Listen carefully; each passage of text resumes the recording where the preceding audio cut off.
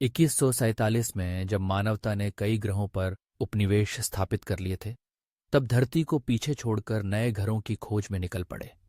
मंगल ग्रह, बृहस्पति के चंद्रमा, शनि के चंद्रमा और अन्य ग्रहों पर मानवता ने अपने नए बसेरे बनाए। लेकिन इस यात्रा के दौरान वैज्ञानिकों को अंतरिक्ष के गहराइयों से अजीब संदेश प्राप्त होने लगे, जिन्हें उन्होंने गूंज कहा। ये संदेश अद्वितीय थे, जो उनके अनुभव से परे थे, और इसलिए वे वैज्ञानिकों के लिए अत्यंत आकर्षक बन गए। डॉ एलेरा वॉस, एक वैज्ञानिक और भाषाविद, इन गूंजों का अध्ययन कर रही थीं। वह जानती थीं कि ये संदेश अत्यंत बुद्धिमान स्रोत से आए हैं, लेकिन यह पता लगाना कि ये किसने भेजे हैं एक चुनौती थी।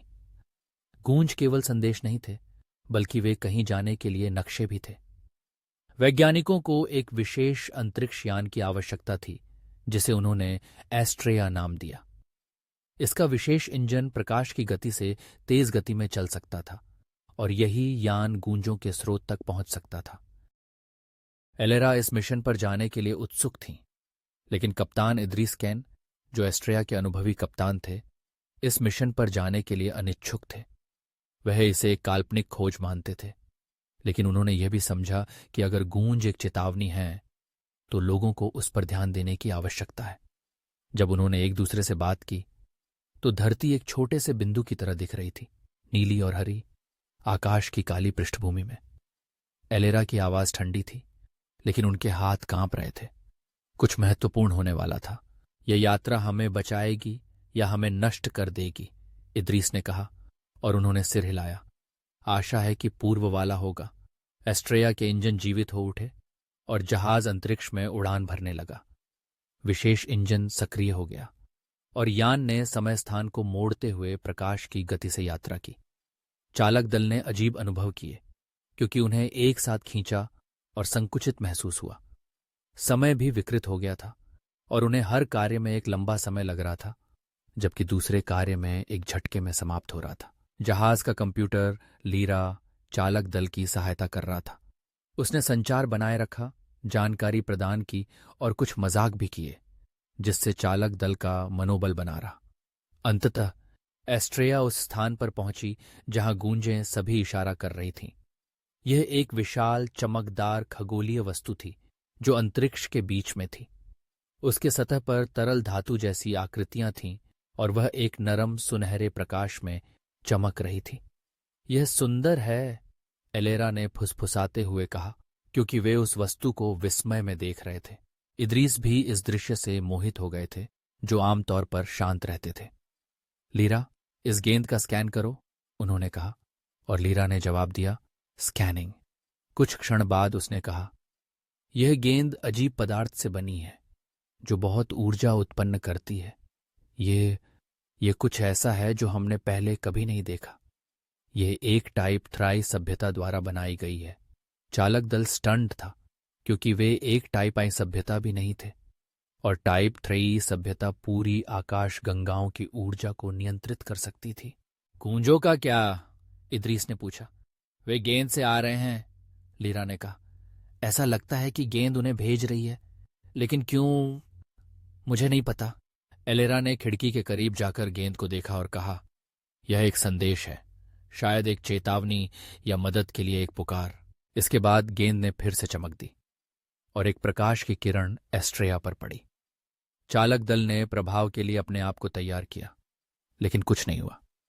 इसके बजाय किरण ने उन्हें अपने में लपेट लिया और अचानक वे अब जहाज पर नहीं थे। वे एक विदेशी शहर के केंद्र में खड़े थे। वहां कांच और धातु की ऊंची इमारतें थीं जो आकाश को छू रही थीं, लेकिन यह शहर जीवित नहीं था, यह टूट रहा था। इमारतें दरक रही थीं और एक काली लहर ने शहर को निगलना शुरू कर दिया। जब चालक दल ने देखा कि शहर कैसे नष्ट हो रहा है, तो उन्होंने चिल्लाने की कोशिश की, लेकिन कोई आवाज नहीं निकली। जब लहर ने उन्हें छुआ, तो वे वापस एस्ट्रेया पर आ गए। सभी थके हुए और भयभीत थे। यह क्या था? एक इंजीनियर ने पूछा। एक संदेश, एलेरा ने कहा। एक चेतावनी, वह काली लहर, यह एक सिंगुलैरिटी घटना है। अगले दिनों में चालक दल ने गेंद का अध्ययन करना जारी रखा। उन्होंने पाया कि यह एक जानकारी का भंडार था, एक पुस्तकालय, जिसे एक सभ्यता ने छोड़ दिया था जो समाप्ति का सामना कर रही थी। गूंज उनकी कोशिश थी दूसरों को चेतावनी देने की, ताकि वही उनके साथ न हो। लेकिन जैसे जैसे वे सीखते गए, सवाल बढ़ते गए। गेंद के निर्माताओं ने सिंगुलैरिटी घटना से लड़ने के लिए एक हथियार बनाया था, लेकिन वह विफल हो गया था। एलेरा रात दिन काम कर रही थी, डेटा पढ़ रही थी, सत्य की खोज कर रही थी। इदरीस उसकी चिंता कर रहे थे। वह उसे अवलोकन डेक में पाते थे, थकी हुई आंखों से गेंद को घूरते हुए। तुम्हें सोना चाहिए, उन्होंने कहा। मैं नहीं कर सकती, उसने कहा। गूंज हमें मार्गदर्शन कर रही हैं। अजीब चीजें होने लगीं। चालक दल ने देखा कि कोनों में छायाएं हिल रही थीं और उन्हें अनजान भाषाओं में फुसफुसाते हुए आवाजें सुनाई देने लगीं। एलेरा को सपने आने लगे जिसमें वह खुद को एक बर्बाद शहर में देखती थी। गूंज एक जाल है, उसके भविष्य के स्वयं ने कहा। चालक दल ने इकट्ठा होकर चर्चा की। हमें गेंद को नष्ट करना होगा, एलेरा ने कहा। लेकिन यह एक तकनीकी चमत्कार है, एक इंजीनियर ने कहा। यह एक जाल है, एलेरा ने कहा। सिंगुलैरिटी हमें हथियार का उपयोग करने के लिए मजबूर करना चाहती है। इदरीस ने चुपचाप सुना और अंत में बोले, हम इसे कैसे नष्ट करेंगे? हम विशेष इंजन को ओवरलोड करेंगे, एलेरा ने कहा। चालक दल विभाजित था, लेकिन अंततः सहमत हो गए। गेंद की ओर देखते हुए इदरीस ने पूछा, क्या यह काम करेगा? यह करना चाहिए, एलेरा ने कहा। जब काउंटडाउन शुरू हुआ तो एस्ट्रेया की इंजन गरजने लगा। एक विस्फोट हुआ और गेंद नष्ट हो गई। कुछ महीनों बाद एक बचाव जहाज वहां पहुंचा, लेकिन कोई निशान नहीं मिला। केवल एक गूंज मिली जो अंधकार में तैर रही थी। एलेरा और इदरीस को नायकों के रूप में सम्मानित किया गया, क्योंकि उनकी बलिदान ने अनगिनत लोगों को एक बुरे भाग्य से बचा लिया था। लेकिन गूंजें अभी भी वहां थीं। एक खतरनाक अनुस्मारक कि सिंगुलैरिटी घटना अभी भी लर्किंग थी। मानवता की यात्रा समाप्त नहीं हुई थी, यह अभी शुरू हुई थी। Subscribe for part 2।